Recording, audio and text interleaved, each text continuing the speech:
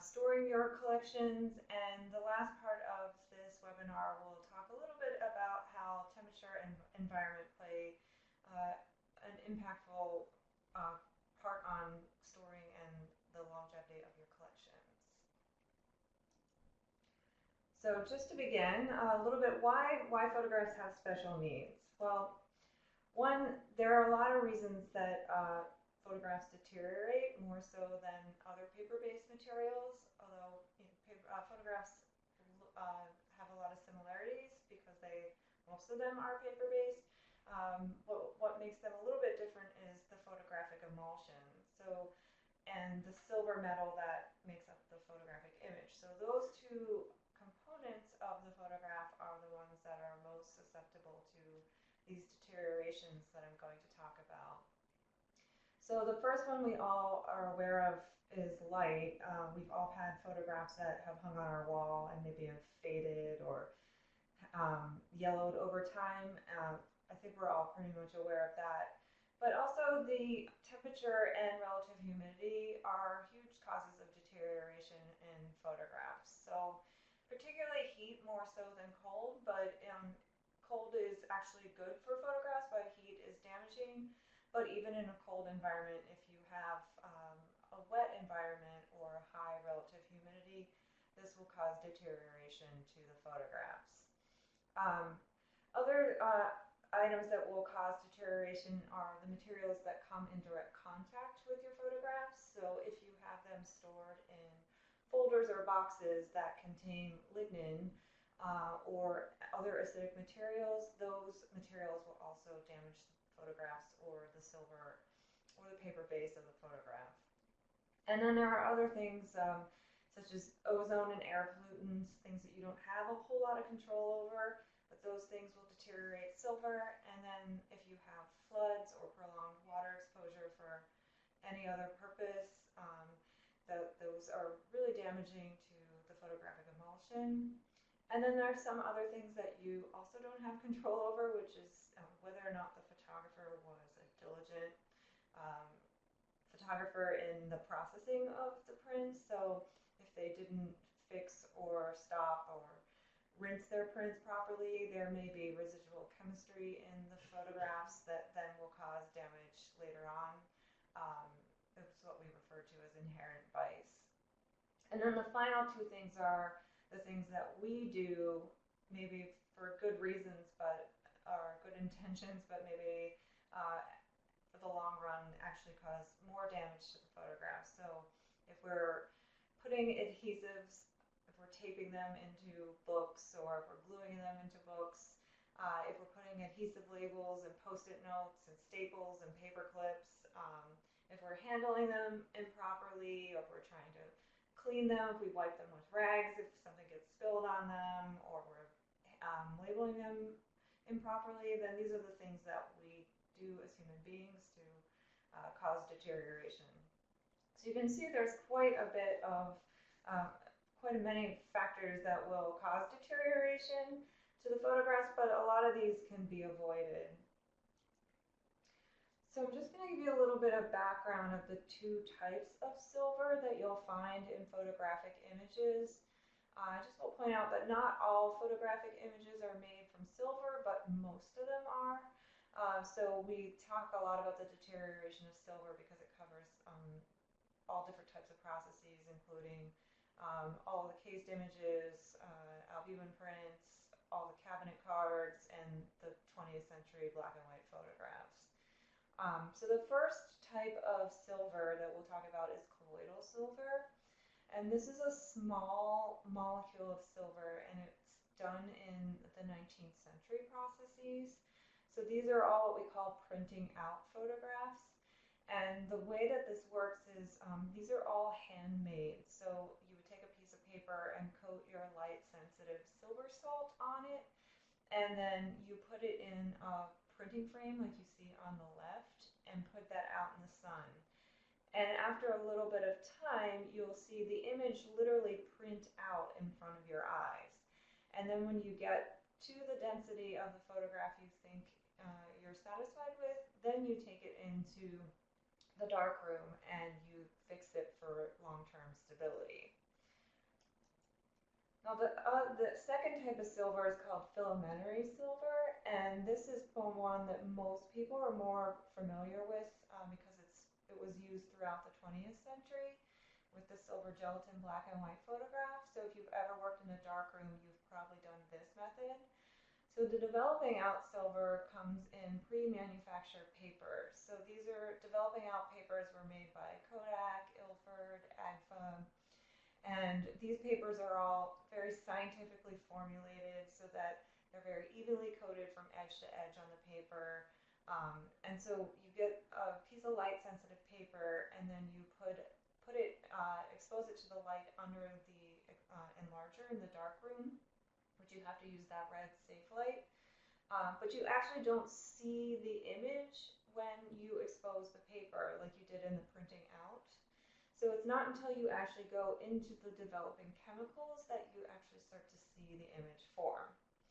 And then you have to do the same sort of process with the fixing and washing as you did with the printing out.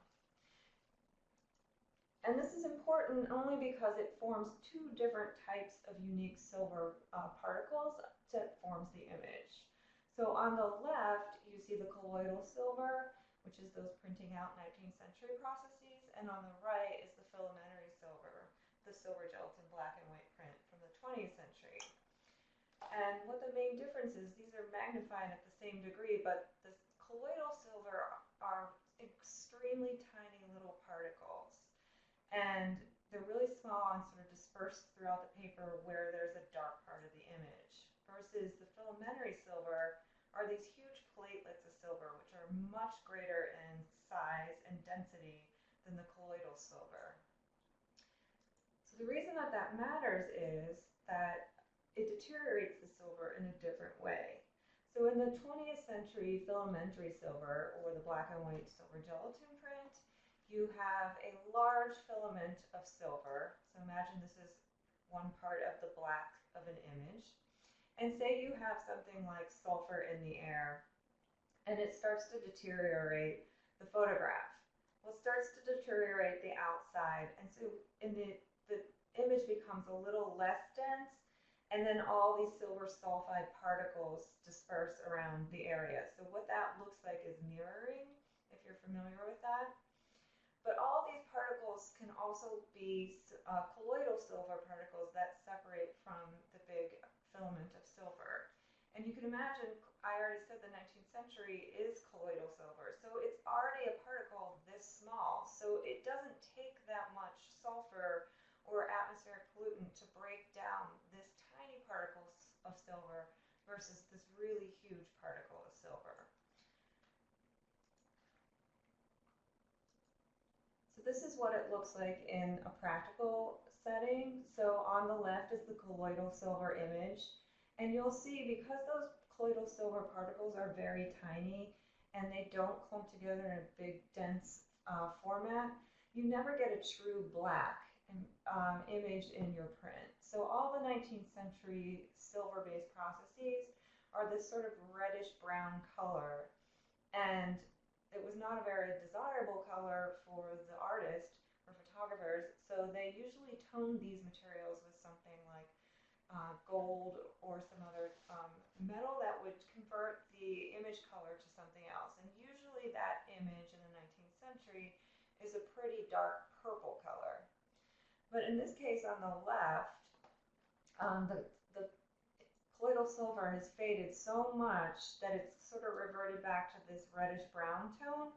And where you see these little marks on his head, these were once retouching that the photographer did in the 19th century that blended pretty well with the dark purple tonality of this image. And then as this photograph has faded over time, these become much more obvious. Versus the filamentary silver, where we have those huge platelets, there's so much silver there. So you get this really dense, dark black area. And when it starts to deteriorate or form that silver sulfide, it forms where the atmosphere can get into the photograph, so from around the perimeter. And then it forms this silver sulfide layer that sits on the surface, and this is what we call mirroring.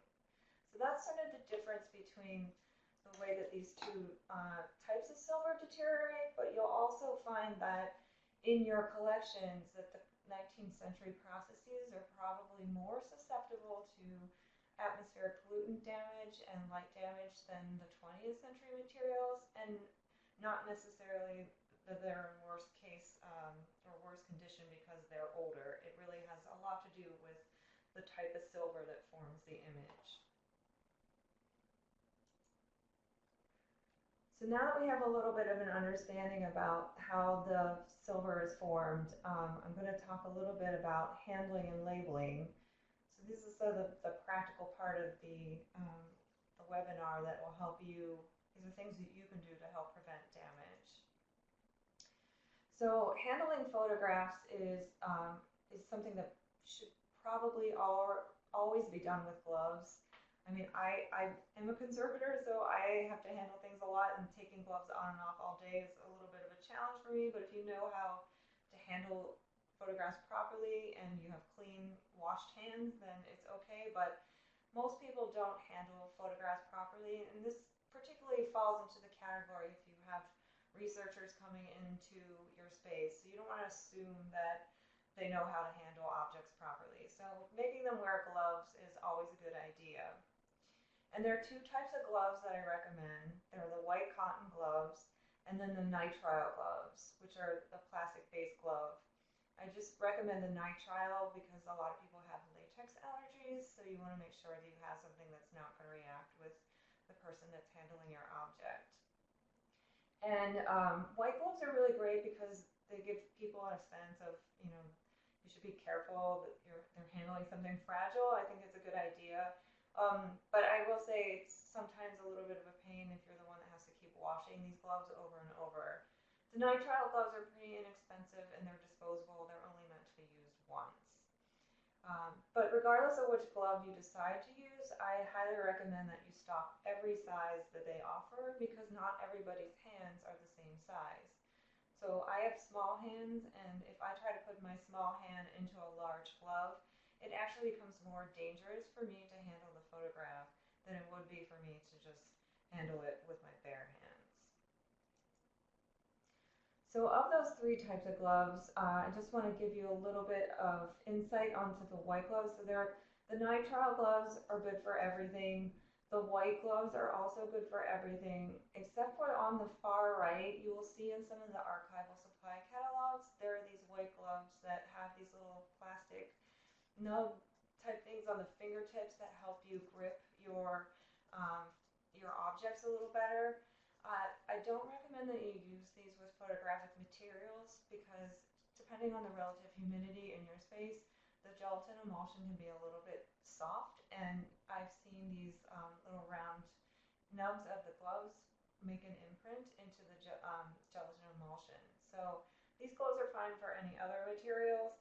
I just wouldn't use them for photographs. And as for labeling, there are many different methods and materials to use for this. I highly recommend that you just use a graphite pencil.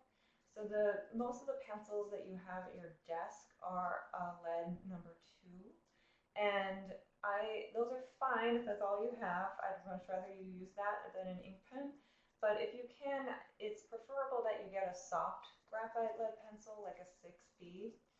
And you can pick these up at any art supply store or craft store, or even some of the archival supply catalogs will sell these. And because the lead is a little softer on it, it just helps as an extra layer to protect in case you have quite a heavy hand when you're writing, that you're not impressing the tip of the pencil into the actual paper and gelatin emulsion. The pencil in the middle is called a pure graphite Gretacolor pencil. This pencil differs from the top 2 pencils in the fact that there's no other fillers in the graphite. And this pencil is useful for writing on resin-coated photographs. So if you aren't sure what those are, there are 2 different types of photographic papers that were made in the 20th century. All papers up to about the 1960s are what we call fiber-based and have a rougher paper-based backing. In the 1960s, they introduced these resin-coated papers, which are plastic-coated on the back, so they're really slick and smooth if you touch them. And they were useful to photographers because they cut down on the processing time. However, it's nearly impossible to write on the back of a piece of plastic with one of those two pencils from the top or a number 2 pencil from your desk.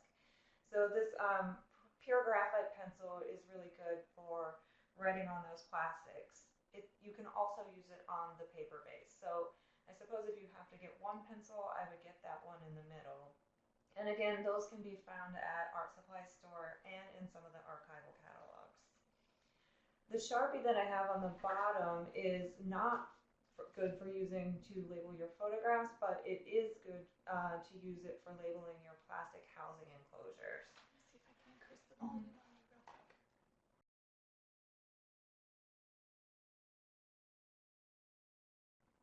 So bear with me.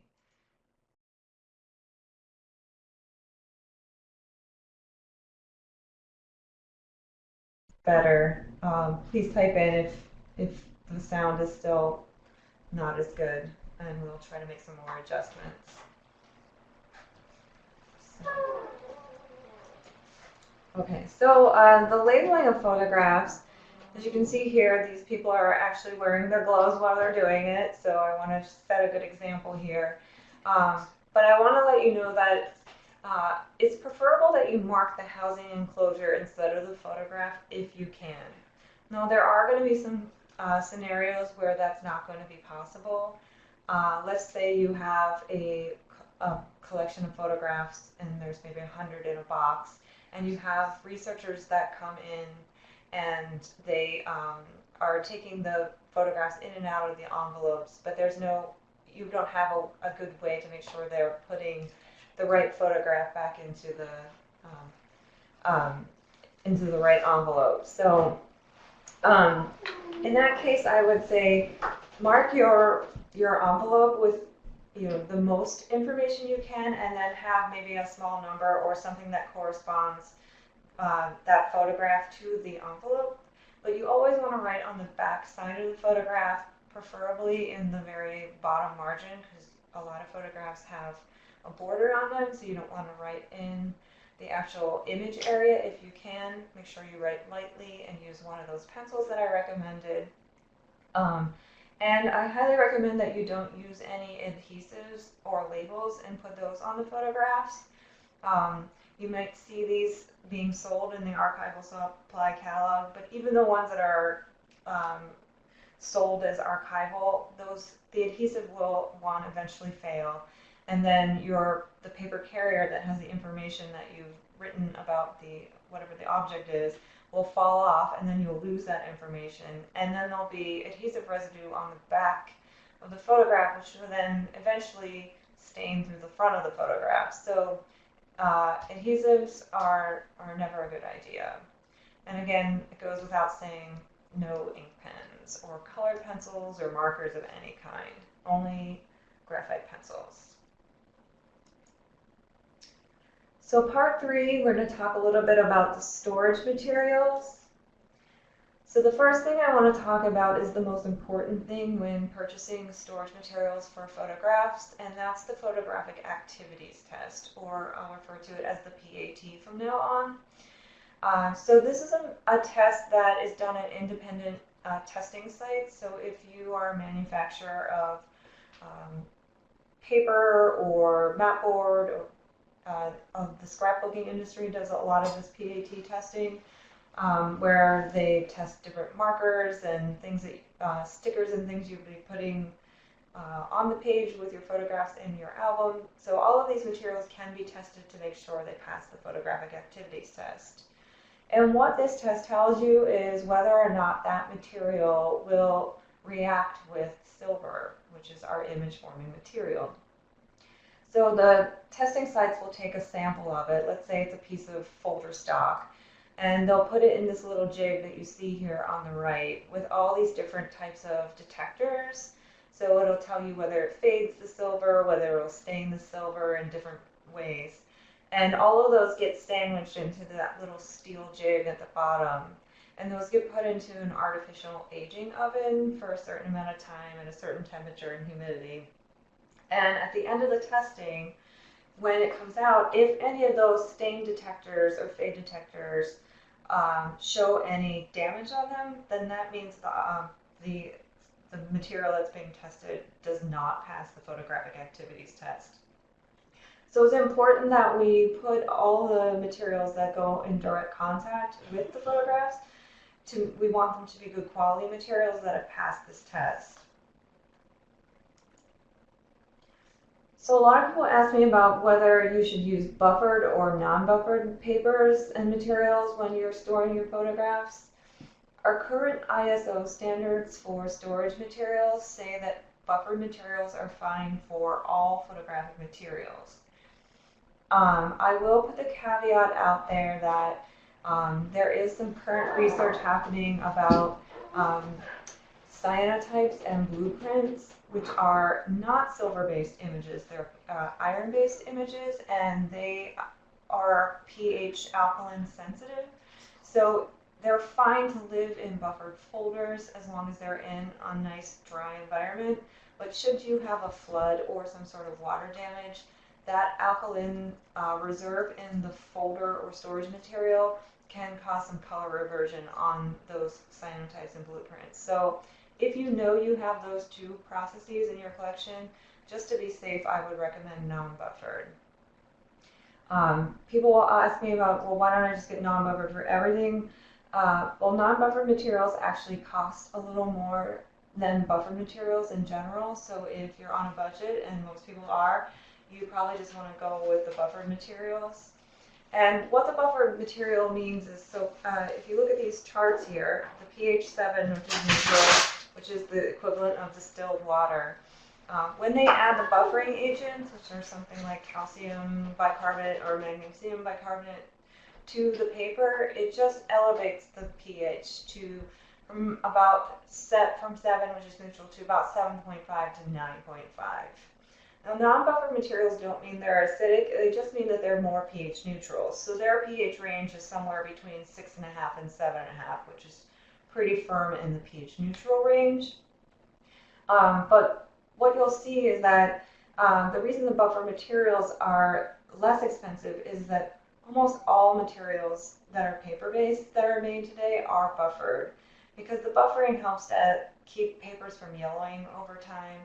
So most paper manufacturers, when they're running this huge paper mill, it starts in a big slurry, and then they'll add these buffering materials to the slurry vat, and then when it goes through runs through the mill and becomes sheets of paper, almost all base papers are buffered. So when you have to make a non-buffered paper, you have to stop that whole process, clean out the vats, make sure that there's none of these alkaline materials involved. So in order to run a paper mill and make a batch of non-buffered paper actually is more costly to the paper mill than keeping the buffered material. So this is why they cost a little more, which might seem a little backwards. And again, just to reiterate, buffered papers are fine for all prints, whether the work is of art on paper or photographs or parchments, but I will say I would prefer that you put the non-buffered papers on. You can put them on all of your photographs, but particularly on your cyanotypes and blueprints. So picking out which type of materials you want to use for storage is sort of like going to the grocery store where you're asked if you want paper or plastic. And either choice is fine, and they both have their advantages and disadvantages, so I'm going to go over both of those. And we'll start with the paper.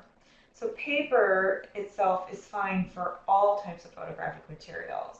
But again, I'm just going to stress that these materials must pass that photographic activities test, because you'll be putting the photograph directly into that envelope, and it's going to come in contact with the silver image. So paper is great because, one, it's opaque, so it helps to block out the light, and we talked about that being a main form of deterioration. But it also makes it a little harder to know what's inside the envelope. So if you have a collection that is accessed all the time, it's probably better to use plastic, because then people don't have to remove the photograph from the sleeve. So having a paper sleeve for something that's accessed a lot actually causes a little more damage just because the action of taking the photograph in and out of the sleeve over and over again can be sometimes harmful. But paper is really great because it's super inexpensive compared to plastic, and it's ideal for people that are on budget. And the main components of when you're looking for paper-based materials is that they have to be lignin-free and pass the photographic activities test. I will point out a little side note here. There are two different types of paper envelopes available. There are ones that have these little notches here and ones that are straight cut. If you are purchasing new materials, I highly recommend that you get the ones that are cut straight across, only because that little notch in the upper end of the envelope just encourages people to sort of stick their thumb right on the photographic image and pull it out, versus where you have to sort of manipulate the envelope a little and sort of like puff it out to get the photograph out of the one that's straight cut. It just, in general, cuts down on the chances of putting fingerprints right on the image. So for the plastics, again, these also must pass the photographic activities test, and they also must be one of these 3P name plastics. So the first one is pure polyester, which has some trade names like Mylar or Melanex. And then there's polyethylene and polypropylene. And these come in various weights and thicknesses. But again, you will find plastics, for example, if you go to a Home Depot or Lowe's, you can buy polyethylene sheeting that you can throw over your furniture while you're painting your house. Now that polyethylene sheeting is a different polyethylene than that is used to make storage materials, because these polyesters that have passed the PAT test are inert materials, which means they don't react. So the polyethylene sheeting that you get, say, at the Home Depot, has other things added to it that we call plasticizers. So those things, when they're in a poor environment, start to leach out sort of a sticky material. So they're not meant to be used for long-term storage. They're meant to be used for one-time use. And the plasticizers are put into these materials to make them more flexible. And so we want to make sure that we get the polyesters that are appropriate. So again, plastics are fine for almost every photographic material, with the exception of acetate and nitrate negatives. So if you have these materials in your collection, or you have film-based materials and you're not sure whether they're acetate, nitrate, or polyester, I highly recommend that you just don't put any of your film negatives into plastic sleeves. And the reason for that is the acetate and nitrate negatives are also plastics. They also contain those plasticizers that I just mentioned. So when they deteriorate, and you probably all, if you have these in your collection, know that you have them, because the acetate ones smell like vinegar and the nitrate ones smell like sort of stinky cheese or somebody's smelly feet. So if you got them to this point, then you know they're already deteriorating. So the plastic, when it starts to deteriorate, it does it very rapidly, and those plasticizers in the film base will come to the surface and they'll become sticky. And that sticky part of the acetate or nitrate that's deteriorating will fuse to the plastic sleeve, and then you'll have sort of like two pieces of plastic that turn into one. So this is the one exception for plastic-based materials. I also will point out, which I have on the bottom here, so plastic materials have a slight but a static charge, which is great for holding things in place. But if you have a photograph that has fragile surface, that has like a lot of flaking gelatin emulsion, or maybe has some hand-applied media on it, you don't want to put these into the plastic sleeves, just because that static charge may pull some of that material from the paper surface on, and then stick it and adhere it to the plastic. So as far as cost concerns go, paper versus plastic, this is just a small little example of, let's say you have $20 to spend for your collection. So for $20, you can get approximately 100 buffered 4x5 white paper envelopes.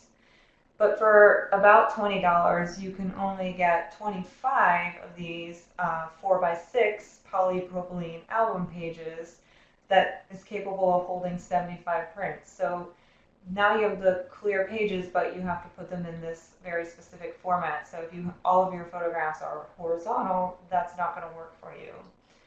So you might need to get individual polyester sleeves, and if you can see here on the bottom, for about $14, you can get 10. So let's say for $20, you can maybe get about 12 of these. So you can see there's a huge difference between what you can get for $20 versus paper and plastic. So paper is, you can get a lot more bang for your buck if you go for the paper. And this is particularly good if you are just rehousing things that aren't going to be opened from the box over and over again. And then what to do with mixed media storage. This comes up quite a bit in people's collections, especially people who have archives. This picture on the left is from a university yearbook club. So this was their photographic collection. So you can see here each one of these photographs that was used for the yearbook is attached with a paper clip to a piece of paper that has some information on it that tells which yearbook it was in, what year it was taken, who the photographer was, etc. So all of that information is really important to keep with the photograph, but we don't want to have the photograph in direct contact with that white piece of paper that has the information on it, because we don't know if that's a good quality paper, and we probably can assume that it isn't. Also, the two materials are stuck together with a paper clip, so I already mentioned that we don't want to use any attachments like paper clips or post-it notes, so we need to take that off. So now we have two materials. So in this case, you could put the photograph in a clear plastic sleeve, so that then isolates it, or it can be in its own paper sleeve if that's what you have. And then you can put both of those materials into their own envelope together. So they stay together, but the photograph is isolated from the other materials that are in the envelope with it. So that's an easy way to work around this scenario. But you also want to keep in mind things like labeling, because you want, again, if people are removing these in and out, you want to make sure that the photograph has one sort of label that corresponds with the white paper sheet, and both of those are labeled so they correspond with the outer envelope that they both will then be living in. So make sure you think about all of these things when you're rehousing your collections, that you don't lose vital information, because this is one way where this will happen. So as far as boxes go, there are two different types of boxes. Just like the paper and plastic choices, you have vertical and horizontal boxes. I'm going to start with vertical boxes because I like them best of the two. Vertical boxes are great because when you open the lid, you can see exactly how many items are in the box, and you can see that you can have easy access to all of those items. So they come in all the standard sizes for photographs, but you can put materials that are of various sizes into vertical boxes. But there are, of course, good ways and bad ways to do that. So we'll start with the bad way, which is on the far right here. So we have a whole bunch of prints that are 8x10, and we put them all in a big 8x10 box, but there's no support in there to help them keep themselves rigid. So if you put this box in an environment that might have a lot of humidity, photographs have a natural tendency to want to curl. So if there's a lot of moisture in the air, then you're going to get a lot of curling like you see in the front of the box on the one on the right. So the way to get around that is to build spacers within your box. So on the far left here, we have a box that maybe doesn't fill the whole way, so we don't want to leave all this empty space, because then these folders will flop into this extra space. So we need to fill it out. So what I did here was I just cut a U-shaped piece of blue alkaline board and put that in as a spacer. So for my years of teaching with people, I have learned that not everyone is very inclined to filling out extra space or cutting things square, or there are people that are more challenged with facial realms. So there are many ways to get around this. So the one way is just to measure the inside of your box, height and width, and cut pieces of blue board that are the size of the inside of your box, and just insert those in there. And it's good to insert these things in like this box, maybe put 3 or 4 or 5 of them, and really like too many is not a thing with it. It's like you want to keep them rigid. But in this case, we have it so it's separating things of same size. If even the thought of cutting this rectangle to stick in here is too much for you, that's fine too, because you can just pad out the inside of this space with some wadded up tissue that is of good quality that's passed the photographic activities test. So there are many ways to get around filling out your boxes that won't stress you out too much. So the horizontal boxes are a little bit different, and they come in 2 different styles. There's the regular paperboard boxes with the metal edge, as you see on the left. And then there's these fancier cylinder boxes, which the old ones used to not pass the PAT test, but now the newer ones do. Horizontal boxes are great if you have materials that are generally the same size. If you have everything in the sort of same size folder and they all stack very neatly on top of one another. These cylinder boxes you see a lot more in the museum environment, where, as it's shown here in the image, a lot of things are cut into standard size mats. So the mat board sort of acts as a barrier between the 2 different matted prints, and they're nice and rigid. Only the cylinder boxes are greatly much more expensive than a paper box. So there's nothing wrong with a paper box. It's perfectly fine. I mean, the cylinder boxes look very pretty, but they serve the same purpose. So the idea is just to make sure that you are using the box to protect the items. So these horizontal boxes are better for items that aren't in your collection, that are accessed readily.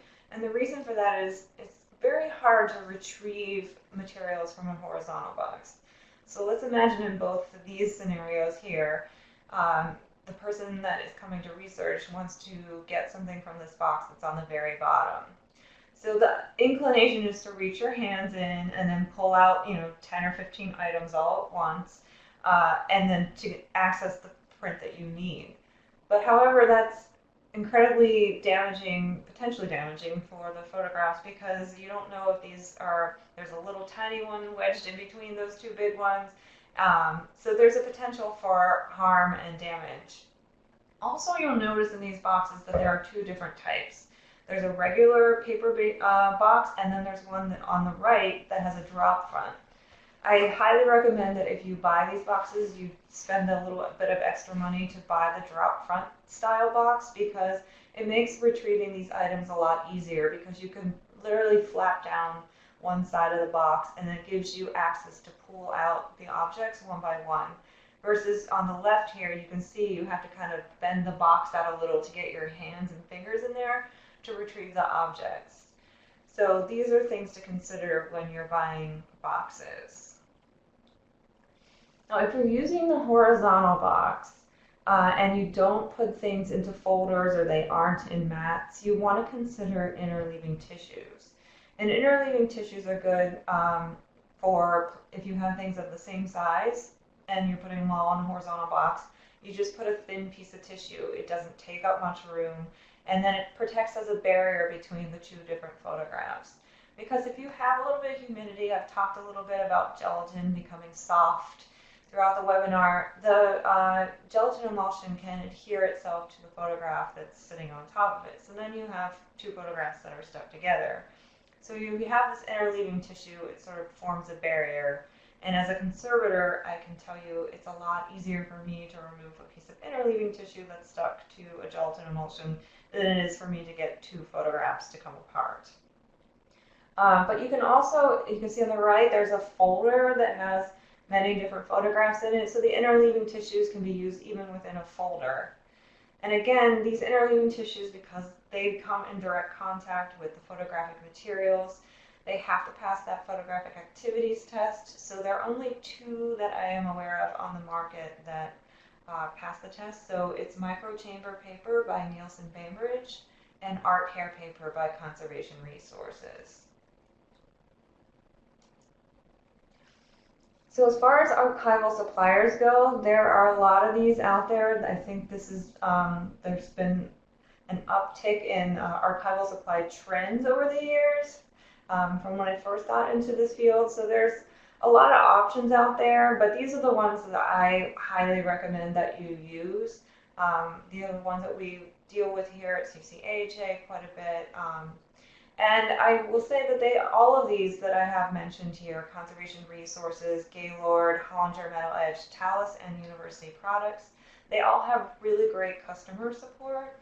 So if you are going through these catalogs and say you have an unusual sized object and it doesn't quite fit in the standard photographic storage materials, but you see another box in the catalog that you want to use, but it doesn't say passes the PAT on it, you can call them up and ask them if it's been tested. A lot of materials that aren't specifically used for photographic materials, people still have them tested, but it might not have that little symbol in the catalog next to it. So you can always call and ask. These companies are also really great if you're doing a huge rehousing project. They will give you sort of bulk discounted price if you're going to spend quite a bit of money with them. A lot of them have also been known to price match. So if you are, say, for example, making an order with Hollinger Metal Edge, but you see that there's a box in Gaylord that's 50 cents less, just call them up and say, hey, I'm making this order and I want to get this box, but it looks like it's a lot cheaper at Gaylord. Are you willing to price match? And most of the time they will. So just a little bit of helpful hints for ordering materials. So when you get these catalogs, you're going to see a lot of descriptive terms in them. And I want to talk about all of these because some of them are important and some of them are not important at all or really don't make any sense. So the 2 I'm going to start with are probably the ones you're going to see in every description of materials. So the words archival and acid-free. These once had a very significant meaning when archival supplies were not a thing. So it differentiated materials that you would use with art and archives versus any other materials out there. But now these terms are being used on all types of materials that you'll find in office supply stores or even in the drugstores. So the word archival, it just means, it's supposed to mean that it's good quality, but now you can write that on anything. There's no sort of regulation that tells you whether or not that's a good term. So it's really kind of a generic term. And then acid-free, that term, all that means is that it's pH neutral while at the time it's manufactured. It doesn't tell you about how it'll be in 3 years or 10 years. So materials that contain poor quality ingredients can be acid-free, but then when you put them in an environment that is not good, they can leach out materials over time, or they can age in a way that makes them acidic later. So you'll see terms like acid-free on a lot of things that you'll find at office supply stores, and like this Avery product here on the right. So these are perfectly fine to use, for your, office supplies, but they're not good to use for your photographic material. So when you're making an argument about why you need a budget to order your supplies, I highly suggest you don't use either of these terms because they don't really tell you anything.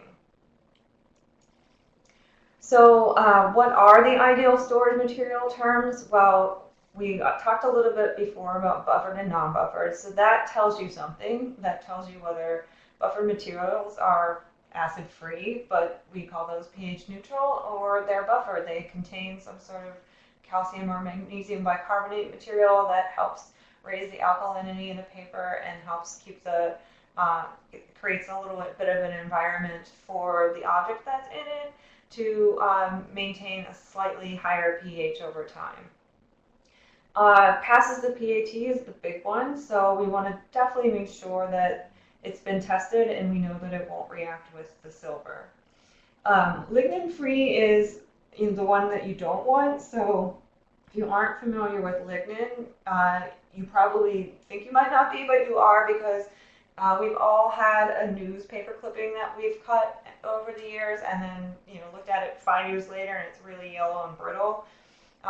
Newspaper is made of 100% lignin paper, and lignin is a material that comes from trees.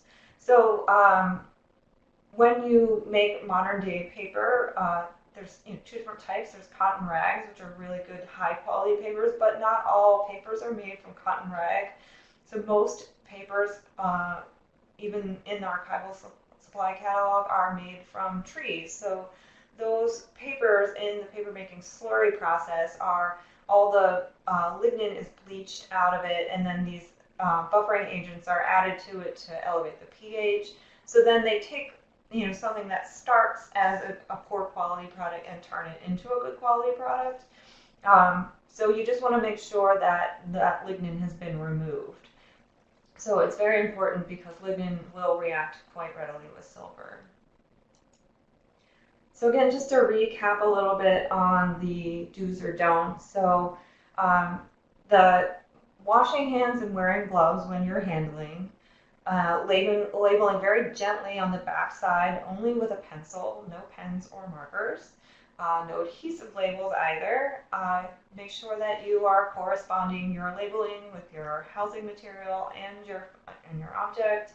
You want to make sure there's a nice safe barrier between your photograph and your paper-based materials, and by doing that, you want to make sure that that material has passed the photographic activities test.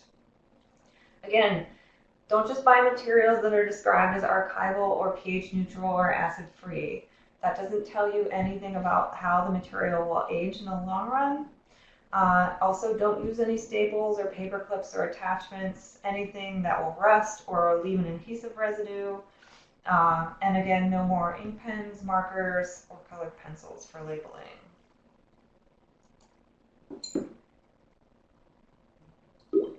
So we'll move into the temperature and environment section. So rehousing can be really beneficial, and it is really important in the long-term storage and longevity of photographic materials, and I don't want to undermine this with the next section at all, because all of these little minute steps of changing things are actually adding years of life to the photographs.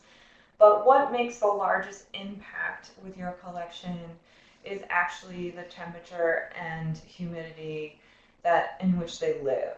So just to give you an example, we generally recommend for art-based materials a temperature and relative humidity of about 75 degrees Fahrenheit and 55% relative humidity.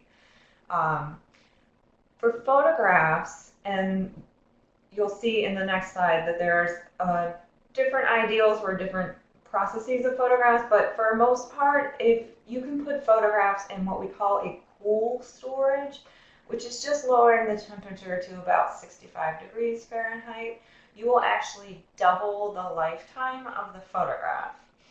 So this is, easy to say, but not as hard to implement. I mean, is hard to implement. So what you kind of need to do is you need to have a dedicated room that you can then keep the temperature a little bit lower. Because if you think about it, 65 degrees Fahrenheit, while it's great for photographs, it is not great for a human being to be working in. So if you have a room that you can make a little bit cooler, and even you don't have to be strict with the 65, if you can lower your temperature in your storage space from 75 to 72, that's even making an impact.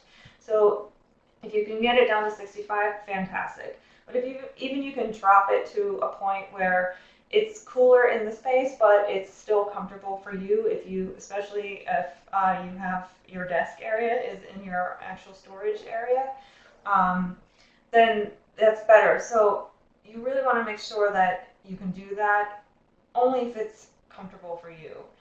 Don't make people work in a 65-degree Fahrenheit space.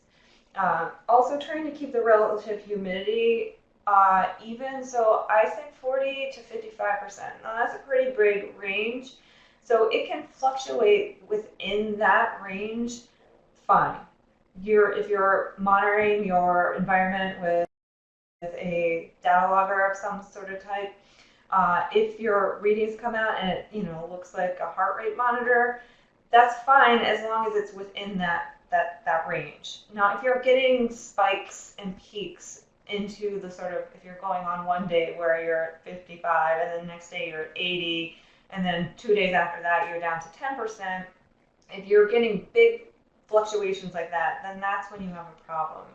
So this is a good point in time to make friends and get to know your facilities people so that you can communicate what it is that you're learning from your environmental monitoring and have them help you with solutions that may or may not regulate your environment. I will tell you that this is one of the harder things to control. Even some of the best storage environments have problems with fluctuating humidity, and it's because we don't have a lot of control on what happens outside of our building. So just because you have 4 walls around your storage area does not mean that it's this perfectly controlled vacuum. So when your environment fluctuates outside, that's going to affect your inside temperature.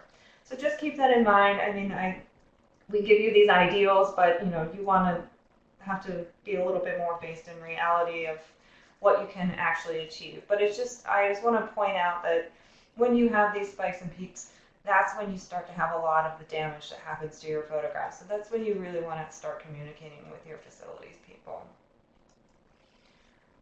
Again, this is from the Guide to Preventative Conservation of Photographs by Bertrand Lavadrine. This book is available through the Getty.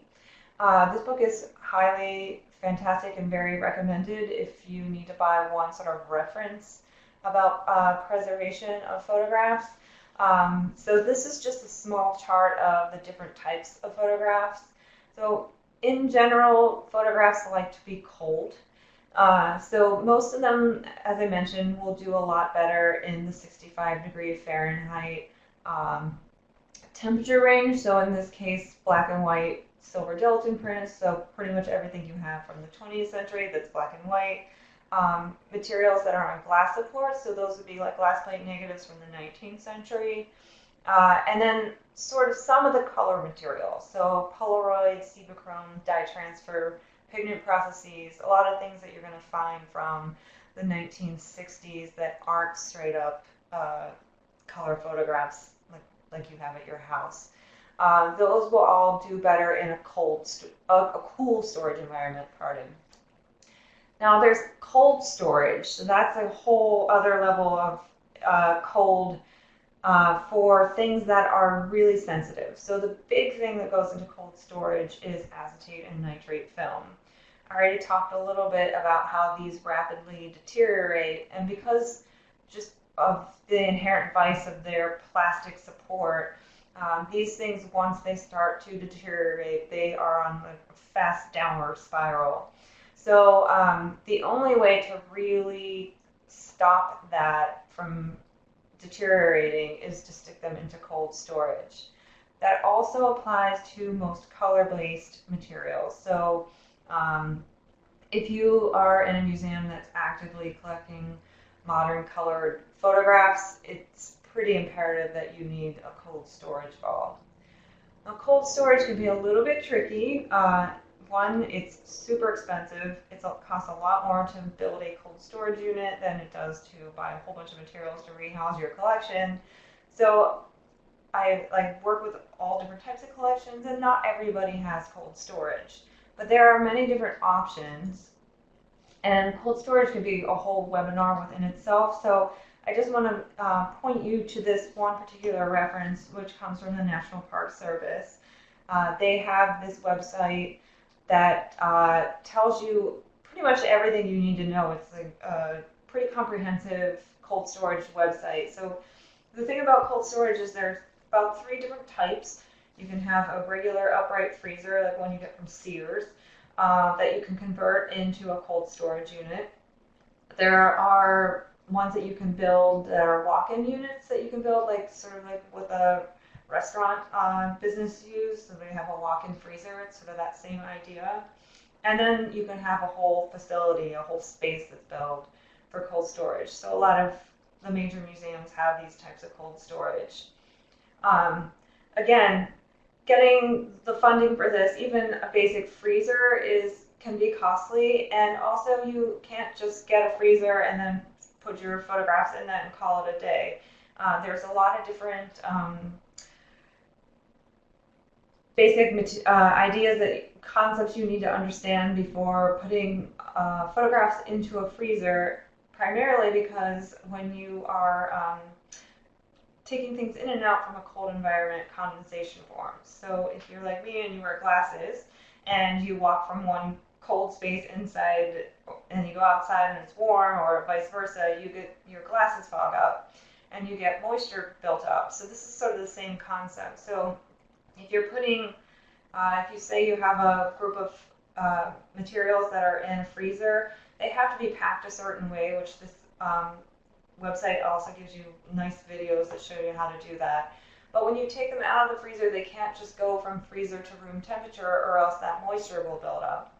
And when that happens, then the photographic emulsion gets sticky, and then the photographs can stick together, and it can be very damaging. So there has to be a sort of slow acclimation to room temperature, and sometimes it's done with coolers, or if you have a whole storage facility or one of those walk-in spaces, you have to have another room where it's somewhere between the freezing cold and the room temperature. So there's a lot of things to consider when getting into cold storage, but I just want to make you aware that this is one of the primary ways of preserving your photographs really for the long haul. But the main thing you need to understand about cold storage is once you put these items into cold storage, the idea is you need to leave them there. So if you have a collection that's accessed all the time and you'd have to keep defrosting boxes to have somebody look at your materials, then it's really not worth it for you to have cold storage, because the concept is that you leave them in there and they stay in this environment. So every time you take a box out, that's causing more stress on the photographs. So one way to get around that is to digitize your materials before you put them into cold storage.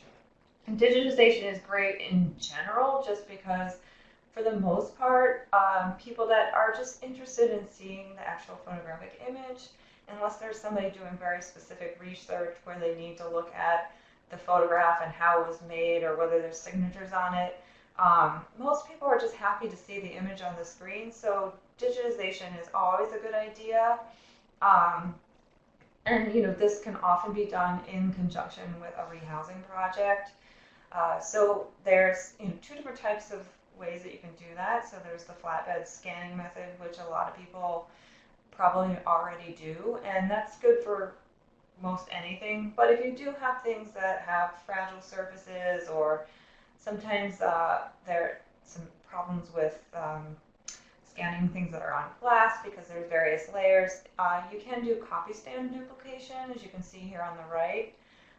So if you have, let's say you have a photograph that is a little more light sensitive and you don't want to put it on the flatbed scanner, you can put it on the copy stand, and those 2 lights that are on can be turned off and only flashed when needed to take the image. So you can minimize light exposure that way. A lot of people ask me about the light exposure from the flatbed scanner and also from copiers. So if you're just going to scan or photocopy your photograph one time, that's fine. That little bit of light that you get from the flatbed scanner or the bed of the copy machine is not going to be super harmful to the photograph. But if you have let's say you have this really popular photograph of Abraham Lincoln, and everybody that comes in to visit you wants to photocopy it, and it gets exposed to light multiple times over and over again, then yes, that light damage will be problematic and accumulative from all the use of scanning it. So 1 time or 2 times on the flatbed scanner, not going to be a problem, but multiple times, yes. So this is a good way to minimize both light exposure and handling of your objects. Now, I will put the caveat out there that I'm not a digital imaging expert. I am a photograph conservator, but I just want to give you some of the guidelines here that I pulled from the Smithsonian Archives of their sort of recommended formats for digitizing your collections.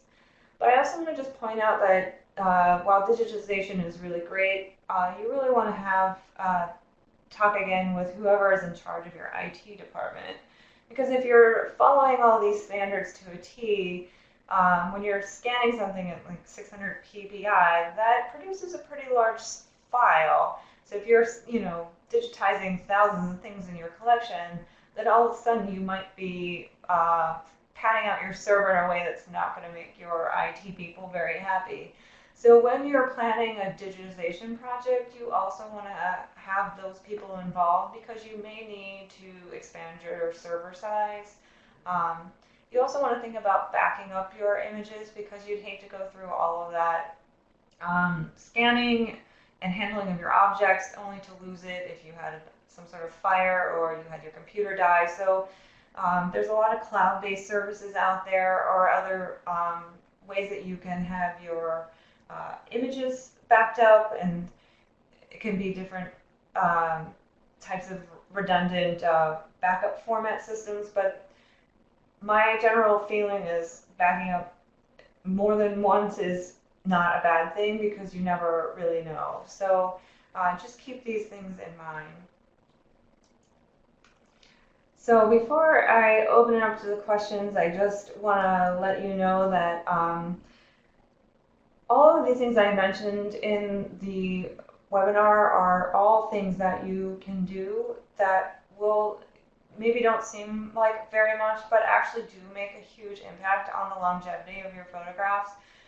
Just the rehousing alone, or minimizing handling, or removing a paper clip, that seems really insignificant, but it really isn't. So I like to think of everybody that works with collections as sort of being this triage nurse in an ER setting. And so you can do all of these things that will help minimize damage and help keep photographs happy and healthy for a long time. And then if you have something that is a very critical patient, then you can bring those to me, and me being a photograph conservator in that sort of ER scenario, sort of the surgeon on call. So I just want you to be aware, and you probably all are because you're working with us in projects, but here at the Conservation Center, we treat paper-based materials, so books, paper, and photographs. So you have our website here, but we do have a professional organization for conservators, and it's called the American Institute for Conservation, and this is our website here. They have a little Find a Conservator tab in their webpage, and you can type in your zip code and it'll tell you if there are conservators in your area. So if you're looking for a painting conservator, you can narrow it down. I will just tell you that photograph conservation is pretty small, and there's probably about 200 or less of us globally. So finding a photo conservator might be a little more difficult, especially for you in the South and the Appalachian region, because we tend to be they're isolated in the East Coast and West Coast. But we do at the Conservation Center work with clients that aren't in the Philadelphia area, so there are options to safely ship your artworks to us. So we're happy to give you a hand if you can't find anybody locally. So with that said, I'm just going to open it up for the questions, so feel free. So far, no questions? Don't be shy. It's okay.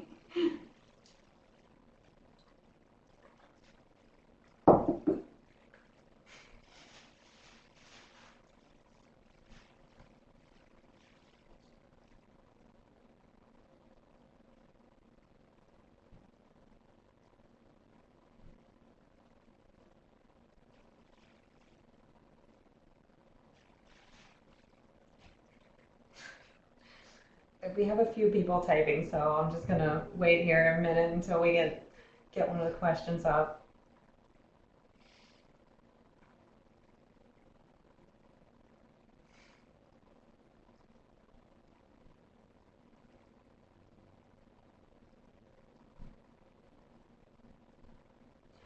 While we're waiting, I will point out the two handouts that are in the upper left of your screen. One is a bibliography that includes some of those books I mentioned, and then the other one is a guide for all of those storage materials that I mentioned. So if you weren't able to take extremely diligent notes, all of those do's and don'ts are in that handout, so don't worry about that.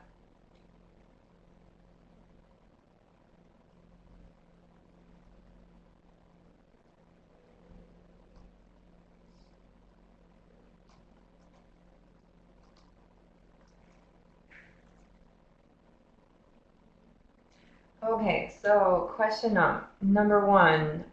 You mentioned that using polypropylene is not ideal for acetate photographs. What can be the best alternative for storage? Okay, so for acetate and nitrate film-based materials, you have to use paper. So I guess I wasn't clear that you just can't use the plastics, but you can use the paper. That's fine. That's it? Thank you. Okay. Well, it seems like that's all the questions we have. Will you type my email in there? So if you think of any others or you're too bashful to ask on the webinar, which is fine, I'm happy to answer your questions via email. So my email address is rwetzel@ccah.org. So feel free to email me, that's fine. You can find me on our website as well. I'm sure you've all visited that. So thank you so much for sitting in today. I appreciate your participation.